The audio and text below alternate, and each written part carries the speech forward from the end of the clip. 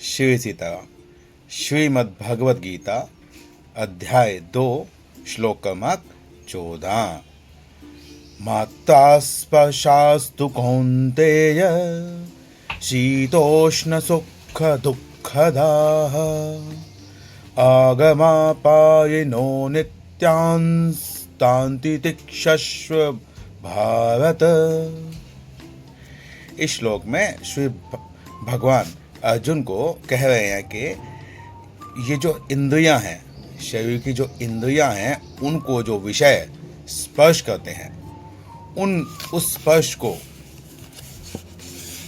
नियंत्रण करना है, उस स्पर्श के अधीन नहीं हो जाना है, उसमें राग द्वेष नहीं करना है, उसमें प्रीति नहीं करनी है। सुख से हम प्रीति कर लेते हैं और दुख से हम द्वेष कर लेते हैं, जबकि यह नहीं होना चाहिए। तो यहाँ पर भगवान कहते हैं कि कैसे नहीं होना चाहिए। भगवान कहते हैं कि जैसे सर्दी और गर्मी आती है, तो सर्दी और गर्मी को हमें तब ही तक अच्छी लगती है जब तक वो थोड़ी थोड़ी होती है, यानी सुहाती सुहाती ठंड या सुहाती सुहाती गर्मी ही अच्छी लगती है। परंतु जब वो अधिक बढ़ जाती है, उसकी मात्रा अधिक हो जाती है, तब हम उसको सहन करते हैं, और जितना हम सहन कर सकते हैं उतना ही सहन करते हैं। उसके पश्चात हम उसका कोई विकल्प ढूंढते हैं जिससे उससे बचा जा सके। यहाँ पर भी भगवान सुख और दुख को या अनुकूल और प्रतिकूल को सहन करने के लिए यहाँ अर्जुन से कह रहे हैं, और यह कह रहे हैं कि यह कोई नित्य तो नहीं है। जैसे सर्दी और गर्मी आती है और चली जाती है, ये चक्र चलता रहता है, उसी प्रकार सुख और दुख यह भी जीवन में आते जाते रहते हैं।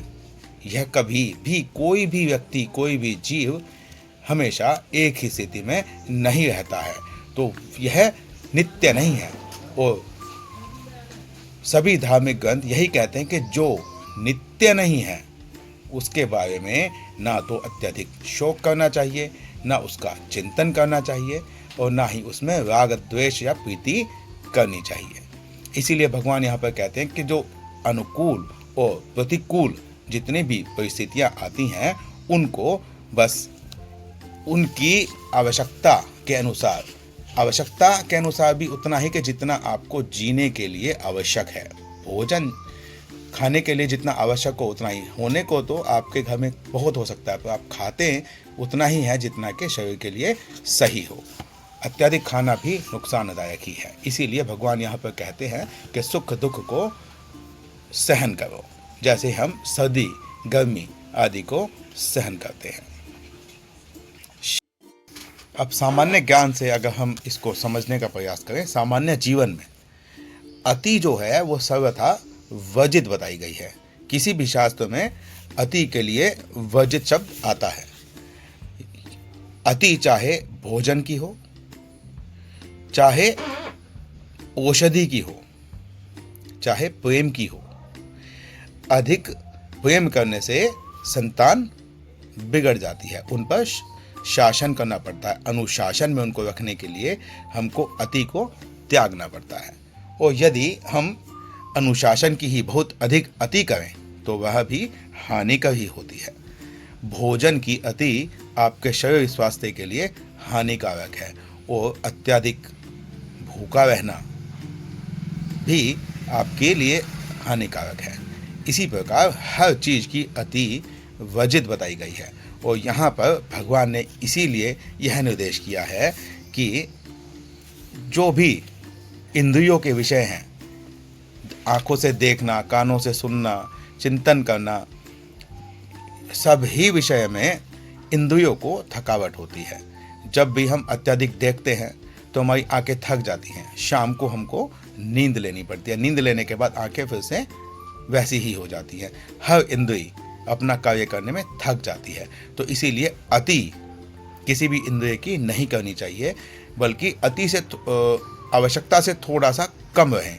आवश्यकता से थोड़ा कम रहने पर सब की उत्पत्ति होती है। इसीलिए यह जो धार्मिक ग्रंथ हैं वो इस शिक्षा से अपने जीवन को उच्च स्तर पर ले जाया जा सकता है।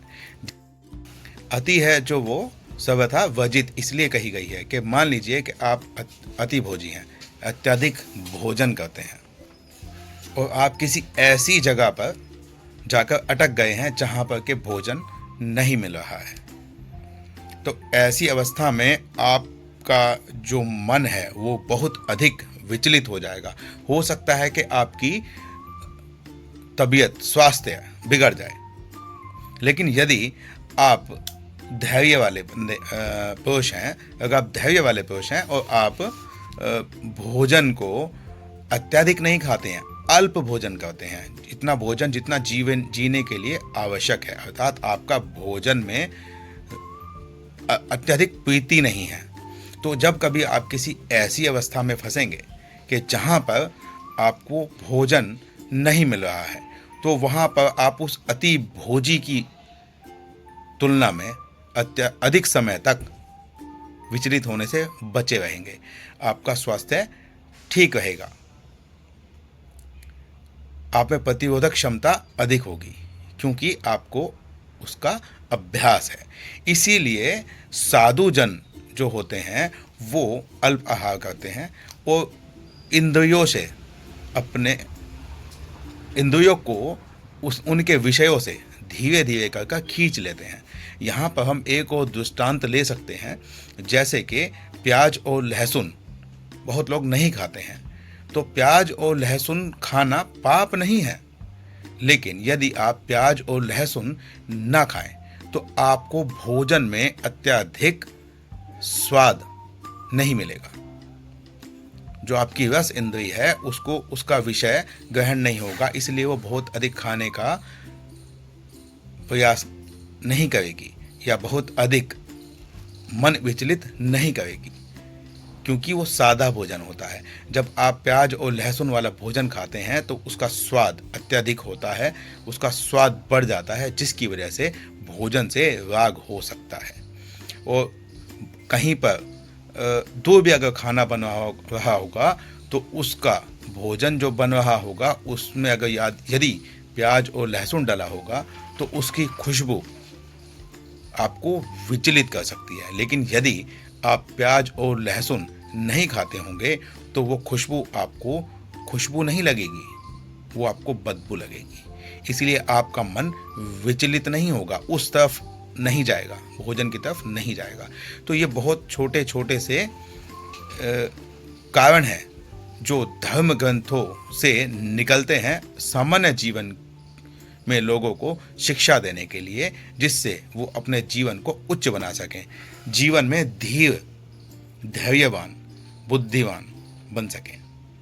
शिव सीताराम।